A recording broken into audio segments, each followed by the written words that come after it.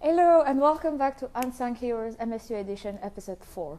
We are in front of the facility services in order to meet our fourth guest, so let's go and see who it is. Hi David, how are you? Hi, I'm fine, and for those of you who don't know me, I'm David Cowan. I'm the Facility Services Director here at Minnesota State University, Mankato. I've been an employee for many years, probably longer than most people would think. I think I first started working here in 1970, so that would put me well over 5 decades. I became a student. I'm an alum here. I became a student in 1966. So I've worked with many university presidents, both permanent presidents and some that were part-time for a few months. So, and worked with many faculty who are now retired. Certainly worked with many students, some of which now have grandchildren that are coming to MSU, and I get to see them all over again. So I've done all kinds of things here at the university, hopefully positive. Worked in the academic affairs office for many years. Worked then we called it computer science or computer services. Now they call it IT solutions. Also worked in the budget office, was the budget director for a while. Worked in facility services now. More recently, since 1987, got opportunity to help with parking and our new robust parking and busing service. I'm quite proud of the busing service because we're now running about close to maybe 500,000 rides by the end of May. And that goes back to pre-1919 or 1919. It goes back to 2019 pre-pandemic years when we had good ridership. So that's kind of me in a nutshell. Okay. As I was doing some research about you, I found out that it looks like you're not from Mankato originally. Are you from Iowa, or are you Iowa, yes, Iowa, the great state of Iowa, where all the tall corn grows. About 60 miles south of Mankato, there's a place called Algona, Iowa, a town of 6,000, primarily agricultural.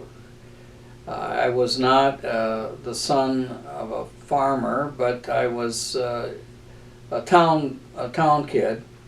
But I certainly worked on a farm part of my teenage years, shelling corn, getting attacked by bees and hornets and mice and so forth.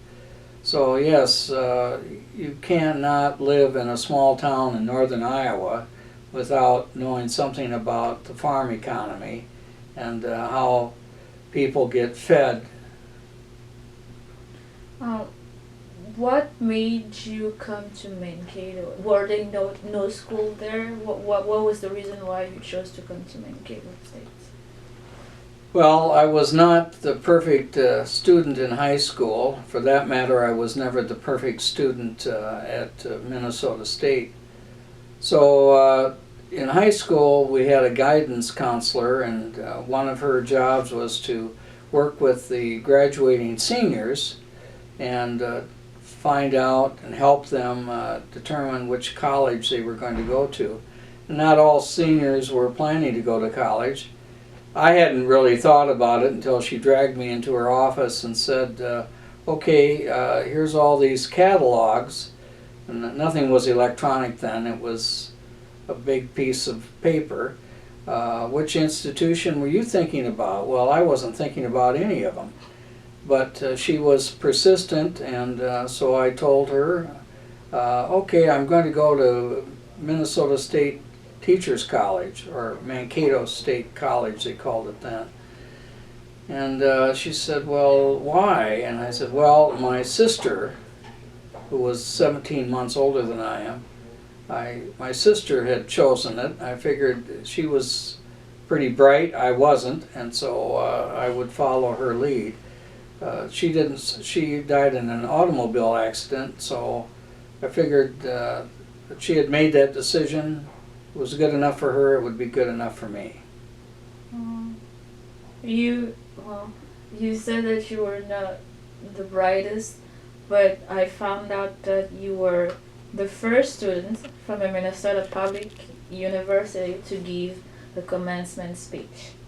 What was that moment like, and what did you say in those 22 minutes, I believe?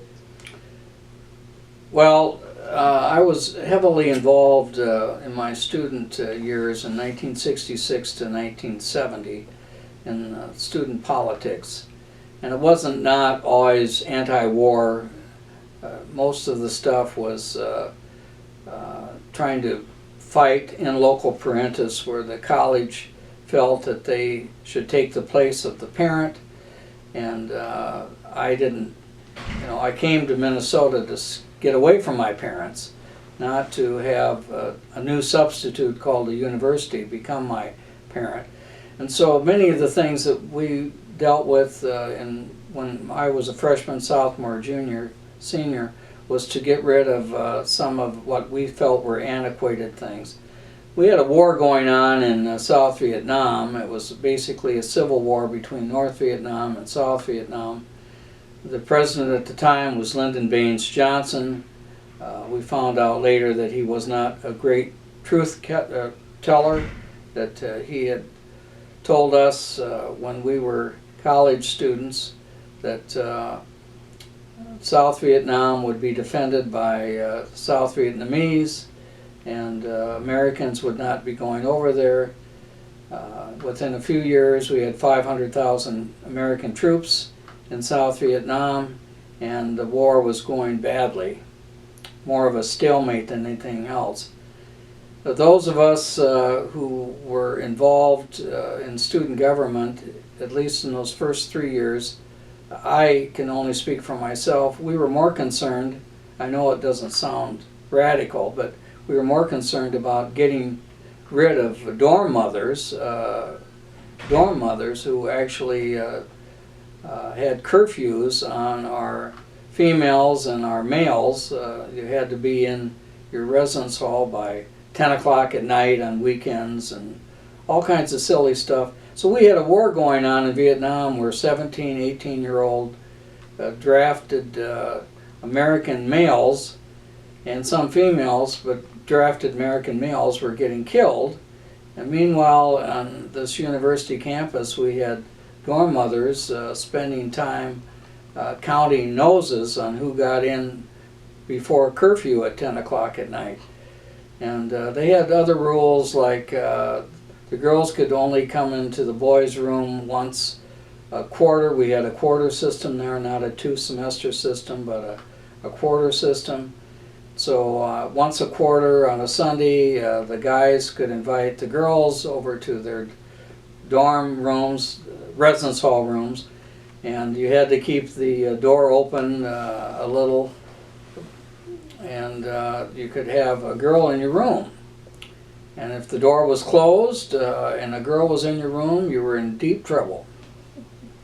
So we had that kind of rule going on, and again, balancing that against the fact that some of us were going to funerals of our high school graduates, and they were coming back in body bags for funerals, and meanwhile we were in college with college deferments. We had to keep our grades up, at least at C average, or we would be drafted by the draft boards in our Iowa or Minnesota counties and sent to Vietnam. So there was a big incentive for us to stay in college. Those of us who did not believe that the war in South Vietnam was really a war to keep democracy safe in America, but indeed a civil war between two factions within the country of Vietnam. So yes, I was more concerned about the local issues than I was about the international issues, but it became, when Nixon became President of the United States and Johnson left in '68, Richard Nixon became President of the United States in January of '69. He promised many things, but Johnson had promised many things, and so we had said, okay, you know, fine. So I was eventually kind of drafted. They got rid of the college deferment. They put us on a lottery system. They pulled our dates of our birth out of a hat, and nationwide in television, and we all watched that. And I got a very high number, so I knew I wasn't going to go to Vietnam because people with lower numbers were the first to go. The guy next to me when we were watching TV that night, he was like number 1 or number 2 out of the drawing, and he ended up. I think he survived, but he ended up enlisting the next day in the Navy, but that didn't keep him out of the fight. He ended up going over to South Vietnam after all. I did not have to go, but I easily could have been that guy if my luck hadn't been as good as it was. We both got drunk that night. He for obvious reasons, and me for just as obvious reasons. I was happy that I was going to be survive, and he was probably thinking that the world was going to end. So all the more reason to go out and party. So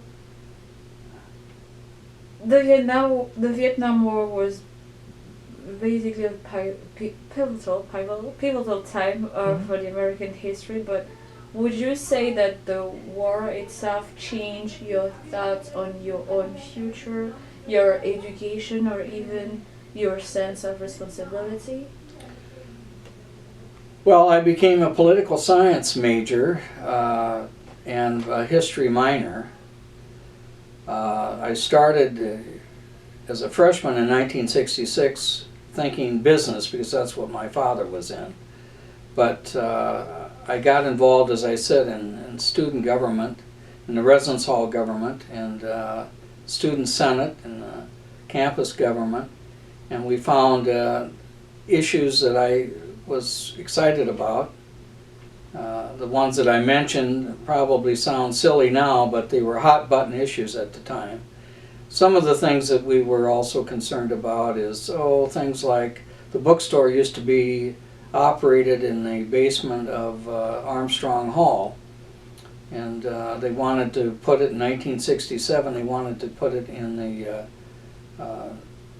student union as a retail outlet for the student union, as a moneymaker for the student union. 10,000 square feet was dedicated to the bookstore. I was on the student union board, and I thought that was a dumb idea. Years later now, I work with the bookstore contract, and I find myself supporting the bookstore, not trying to kick it out of the student union, but keeping it in the student union. And back as a student, I thought parking was not great, though I didn't have a car at the time. And now one of my job assignments is parking and busing.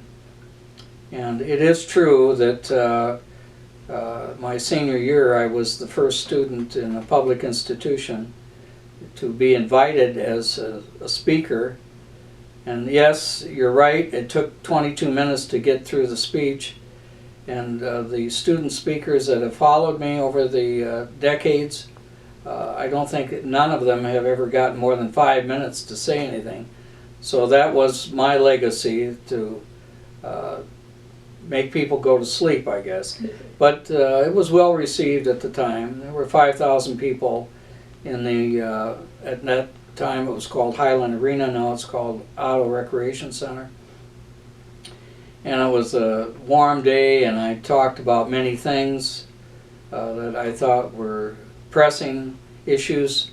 and a lot of them happened to be the demonstrations that were going on the college campuses in May and June of 1970. And one of those was the shooting at Kent State University and the shooting at Jackson State University by National Guardsmen. And again, this was to quell campus protests against the war in Vietnam. So I did make a transition from the hot button issues of dorm motherhood and dorm curfews to and bookstores and parking to the national issues like the war in Vietnam. I find it interesting to hear you talk about all this because I always wondered how, because you're always in the gallery for student government, but I was wondering how it started because sometimes I'm like, you have a lot on your plate already. I don't understand how you would choose to just sit there and like sometimes yes you have announcement, but like it just makes sense to hear about all the things that you had to go through and then how it is just instilled in you and you're still involved with student government. You try to help because even this semester I was in the Constitution Commission with you and you have so much knowledge about the Constitution. You even are able to kind of anticipate some questions that may arise or worries that may arise with like amendments that we might make or the introduction of some new laws and other stuff. So it just shows that you've been doing it for a while. It just makes sense now. Well, I do like the give and take that you see going on the Wednesday Senate meetings and throughout. There's a vibrance, there's always some kind of issue. I do find it interesting that now I find that people, their issues are parking. Big surprise. 50 years ago they were parking, and parking's still an issue. I thought people like me tried to resolve as much as possible. We never had a free parking lot 50 years ago. We never had a busing system that was free and remarkable as it is now. We had a split campus. We had a lower campus and an upper campus. And yes, there was a bus that went between the lower campus and the upper campus. And if you grabbed the bus, hung on, and you would get to your upper Highland campus class, or you would get a ride down to the Valley campus on the half hour. The classes were always situated, the lower campus was on the half hour start and the upper campus was on the top of the hour start. And so if you played your cards right and squeezed in that crazy bus, you could make a class in that half an hour trip. So yeah, it's coming back to haunt me now that some of the issues that I thought were resolved never seem to be resolved. That's funny. So they're just a little twist. And yes, I do enjoy the give and take that I see, particularly when we have international students for the first time, in many cases, talk about stuff that they would not normally have the courage to talk about in their home countries. And that's, what is in the newspapers or what is on the campus, or demonstrate. These are troubled times once again, but to have them on the floor of the Student Senate deal with motions and resolutions dealing with all kinds of issues, even when they are not necessarily issues that I favor, but then now I'm in the role of an administrator, so I get a chance to listen to the customer, try to understand what the customer wants, and respond as best I can to meet the customer needs. I do like the politics, and again, I graduated with a political science major, so the politics has always been something close at hand, and I like to see international students, particularly from third world countries, take their hand at trying to figure out what this democracy or republic is all about and how they can express themselves without getting in jail or getting deported. Of course, things change even today that we're going through what we're going through with ICE and on a national level. You have just mentioned a few of the differences or like similarities that were back then and versus now. But if there is one thing from the old Mankato State College that you would want nowadays generations to experience, what would that be? Something that you enjoyed maybe, or you know? I would not tell anybody that what we went through back in 1966 and 1970 is something that should be repeated. I do not believe that I can think of anything wonderful about those days. Mankato, when I got there, Mankato had just gotten through a major flood that had flooded the entire city in 1965. The only reason that part of the city survived at all was because the students were let out of class and went down and filled sandbags to protect key buildings within the city of Mankato downtown. So that was the major 1965 flood. I wouldn't push a flood on anybody today. I wouldn't push a Vietnam on anybody today. And I certainly wouldn't advocate bringing back the dorm mothers and curfews to anybody today. The one thing that I thought that Vietnam did not do well was take care of the veterans when they returned. Too many veterans picked up too many habits, primarily drug habits, and they could not shake them once they got here, and American society wasn't in a position to help them. Now we've learned a lot over 50 years about drug addiction, whether it's alcoholism or whether it's drug abuse in some other way, prescription drugs or illegal drugs. Marijuana, yes, I smoke marijuana. Do I do it now? No. The marijuana today is much more powerful, I think. I wouldn't know, I think, than it was in our day when we picked it from a nearby farm and dried it out in an oven. They don't do that anymore. They cultivate it and they do all kinds of interesting things to get that high. I think a natural high is about where things should be, but that's just me. So no, there's nothing that I can think of that merits going back and calling it, oh, those wonderful days. They were not wonderful days.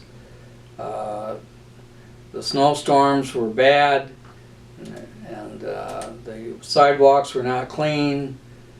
Parking was a disaster, and tuition at that time was, well, now wait a minute, tuition was pretty cheap back then. So I'm going to revise that. I'm going to revise it. Tuition today and student activity fees today, of course, are more than they were 50 years ago. So if I were to bring back anything, if I were to say anything that was good about 50 years ago, it would be low cost. And the interesting thing about today's student is that Mankato still has low cost when you compare it to the other state universities. I asked some of the international students and some of the domestic students, what do you like about Minnesota State? And they look around and they say, well, I said, what do you really like about Minnesota State? Now some people would say, their academic programs, and we got a lot of them. The quality of their programs, and we've got that. And the faculty actually care more about the students, I think, here at Minnesota State than they might at a research institution like the University of Minnesota. But what I really get is an answer like, it's inexpensive. it's cheap. You get a good quality education, and it's affordable. And you got nearby housing that you can walk to the campus, and it's affordable. And they also talk about the bus system. Since I had something to do with the bus system, I really want to hear that answer. And they think the bus system is great. So we're going to have to keep that bus system. You have mentioned that so many key areas in which you were involved. There was the auxiliary services, the bookstore, athletics, facilities. What has been your proudest accomplishments in one or if not all of these areas that you've been involved in? Well, 1987, then President Margaret R. Preska, and she has a residence hall named after her, Preska asked me, she said, you know, I get far too many parking complaints on the desk of a president of then, it was, I think, 13,000, or not 13,000, but 12,000 students, 10,000 students. It's now like 14 or 15,000 students. And she said, our situation is that security makes the rules, security enforces the rules, and if anybody appeals a parking citation, security acts as the judicial branch, and they determine the fate of the people that are doing the citations. She felt that that should be broken up. Indeed, there should be 3 different branches dealing with sensitive issues like parking. Every college campus will tell you that parking is a hot button item and has been for every year and every campus in North America. We're talking 4,000 private and public institutions. I think we have one of the better examples of parking. No, we do not have a parking garage, and as long as we have all this land nearby, I'm not a great believer in building a big ramp with 6 or 7 stages, which would cost millions of dollars in today's terms. I'd rather have a surface stall, a surface parking lot that's like 1/10 the cost. Instead of $2,500 per parking spot, if you go to a ramp, you're talking $30,000 per stall, and then you'd have to charge an enormous amount of money for somebody to park or get a permit for that stall. Instead, we have a surface stall. We have a lot of them, 5,400 parking stalls. I'm happy that we've been able to expand that. I'm happy that the student government continues to support a free lot, as I do. I think that adds an extra dimension when you're trying to sell the place and market the place. Not only do you have good housing, both on campus and off campus, and you have some food insecurity, that's true, but there's food nearby, but you also have good transportation. And so with parking, with a free lot, and cheap parking further out and more expensive parking closer to the campus core, we have this condition, a marketing condition. Here's my business background, my business plan. You have this marketing condition for a $1.7 million parking program that says that the more, or the closer you are to park, the more you will pay. So 800 faculty employees who want to park close to the campus core, yes, they will pay more. But 200 students found the money to buy, in this case, the premier parking permit, which is a gold permit, and they're parking close. So you have 800 faculty and 200 students parking side by side, paying the same rate in the campus core for different reasons perhaps. Students want to come and go for part-time jobs. Faculty and other employees want to come and go to their job, but they recognize that there is options if they can't afford it. There's a free lot and there's cheaper parking, but you have to walk greater distances. Or you can grab one of those free buses that go through the campus. So we kind of have our cake and eat it too. So I'm happy about the transportation piece. 1987, it wasn't the best. Basically, it sucked. I think today, though some people still think it sucks, it's much better and is an example to other campuses of how to do things without spending a giant amount of money building parking ramps. I was able to read somewhere that you're involved in the Kiwanis Club as well as Partners for Affordable Housing. How, or actually, why has community service been so important to you, and how has community involvement influenced the way you lead on campus? Well, I live in Mankato, and I figure that I have to give back to the community. It's kept me safe, and I actually like to get involved with other things other than just campus stuff. I went and got involved in '83 with what we call the Kiwanis. It's a Native American term meaning we make noise, or we advertise, or something of that sort. I became their president. I got involved with Camp Patterson on nearby Lake Washington, which is a youth camp, but about 2,500 13, 14-year-olds go through that camp, learn how to swim, learn how to do watercraft, canoeing, kayaking, all of that. I was chairman of that committee for 25 years, something like that. President of the Kiwanis Club, and that's the same group that puts on holiday lights downtown. Mm-hmm. Kiwanis holiday lights during Christmas and New Year's. So that is a community service organization which is first class, about 120 members, community leaders, men and women. When I joined, women were not allowed. I remember Margaret Prescott, who I talked about earlier, was invited because she was the university president down to a Kiwanis luncheon on a Monday afternoon. And she came down there and she said she gave her speech and well received, and she kind of made a comment. She would like to join the downtown Kiwanis, but it was a men's only club at the time, and that was our loss, not hers. It took a few years, but internationally, Kiwanis International, clubs all over North America, all over the world for that matter, finally admitted women as full-fledged members, which was absolutely the way to go. Another group that I got involved with in 1989 was the homeless. I was invited to a board meeting of the local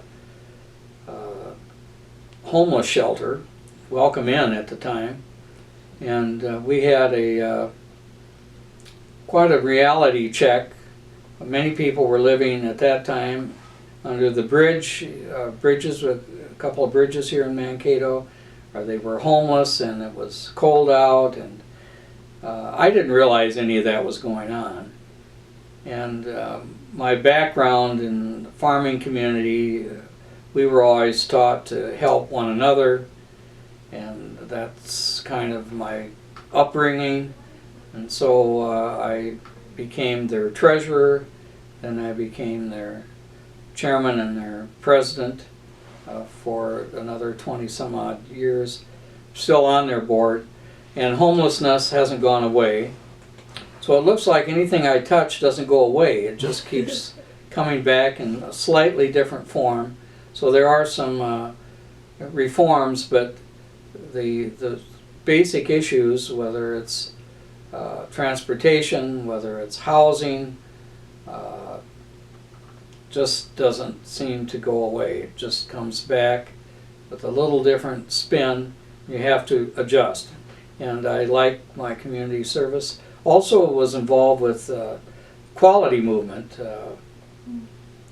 I remember when the Japanese were beating up American car makers because the Japanese understood that they had to do quality improvement, and the quality continuous improvement effort was going on, and America adopted that.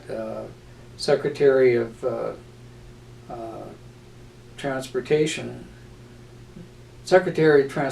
I think. Secretary of Commerce, I'm sorry, Baldridge, he died in an airplane accident.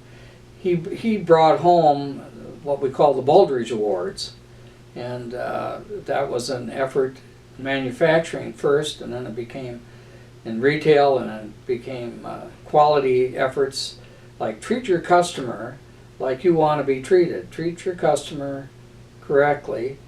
Do not give them bad products. Do not lie to them.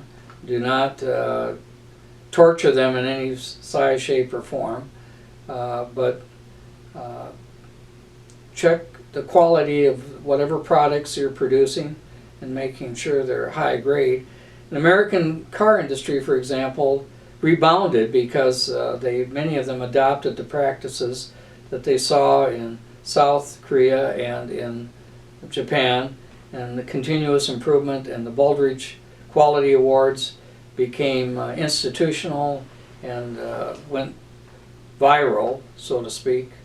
And so yeah, I got involved with that. I was president of the Mankato Area Council for Quality for many years, and now it's called PIN, which is Performance Excellence Network, that's still going on, Minnesota State Quality Council.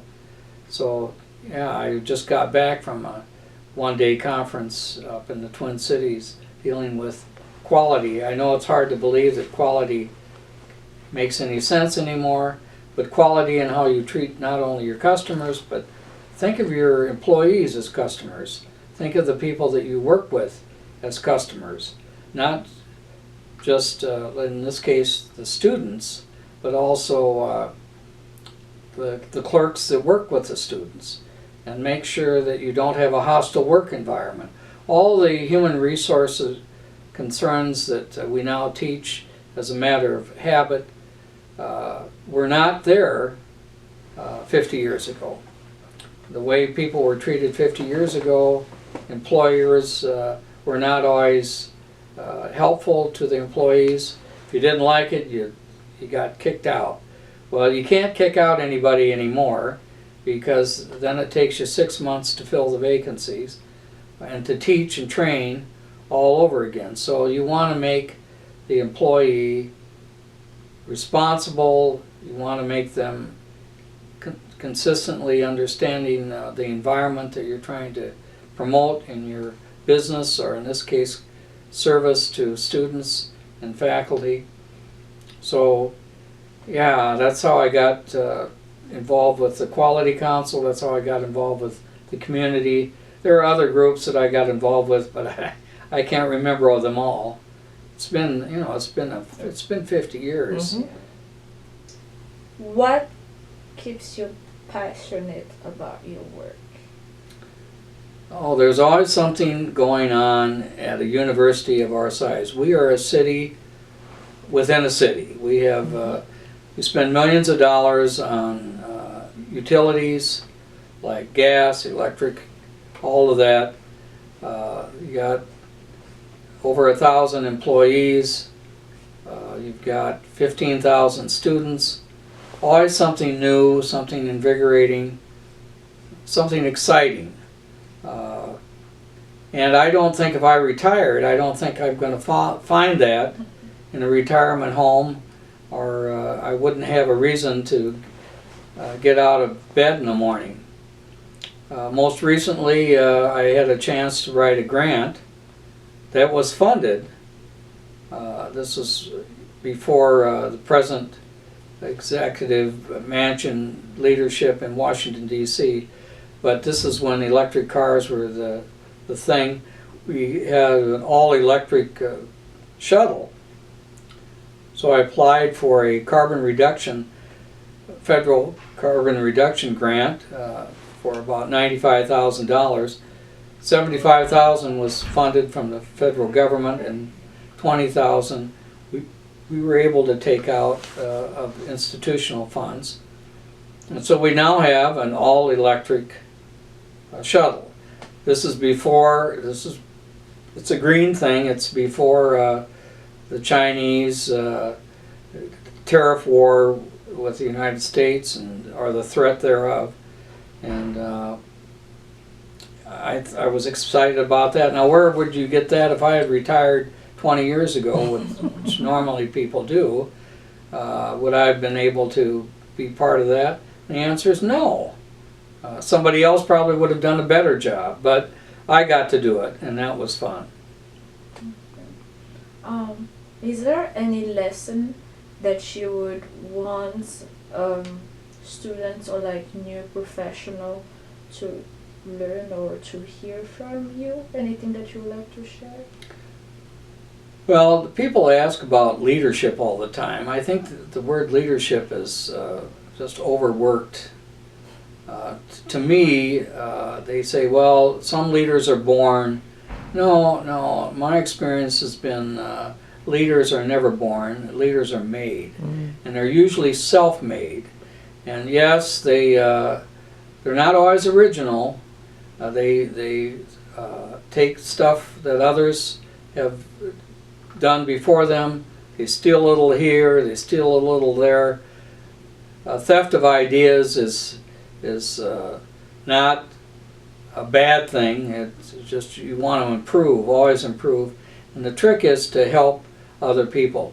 If you just did it for the money, you're in the wrong business. You should do it because you're helping others. And if the money comes because that happens, that's all the better. That's all the better. But this business about money, make enough to keep yourself and your family, satisfied.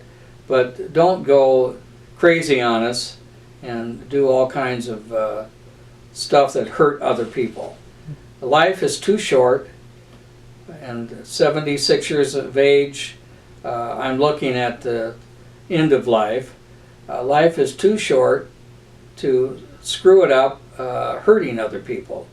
You have much fonder memories helping people. It's much better to give than to receive. I hate Christmas presents. I like to give presents, but I don't like to get presents. So don't give me any presents.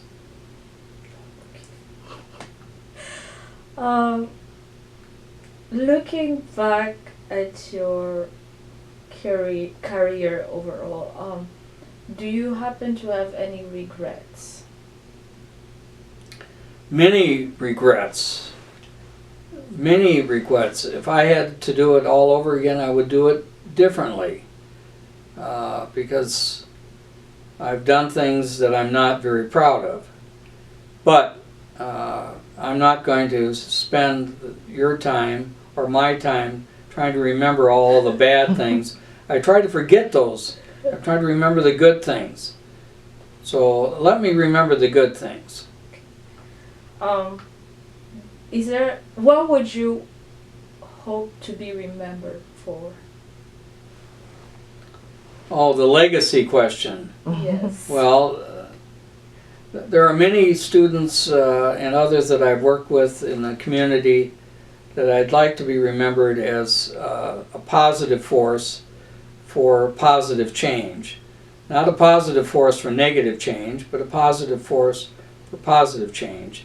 I'd like to see things change for the better, not for the worse. So I don't want a plaque. I certainly don't want a parking lot named after me. And I don't want the free lot named after me. But you could think about scattering my ashes over part of the campus, but just don't tell anybody where my ashes are. If you had one last message to give at a commencement, what would you say today after everything you've experienced? Don't give up. Simply hang in there. The day will change. The day will be better than the last day. There were many times that I was in the well or in the valley of depression over some dumb thing that I might have done or something that somebody was trying to do to me. Survive. Just wait 24 hours, 48 hours, 72 hours. Things will change for the better. Do not give up. Do not let those other people get you down. The only people that can get you down is yourself. And if you think positive, if you smile a lot, you can't help but have a better attitude, and the others will smile back, and that's a feeding kind of frenzy. Before you know it, everybody's smiling. They have no idea why they're smiling, but they're smiling and they're laughing, and by God, you got through that day, didn't you? We made it to the end of the interview. Thank you, David, for your time. Thank you for sharing your wisdom and a little bit about your story.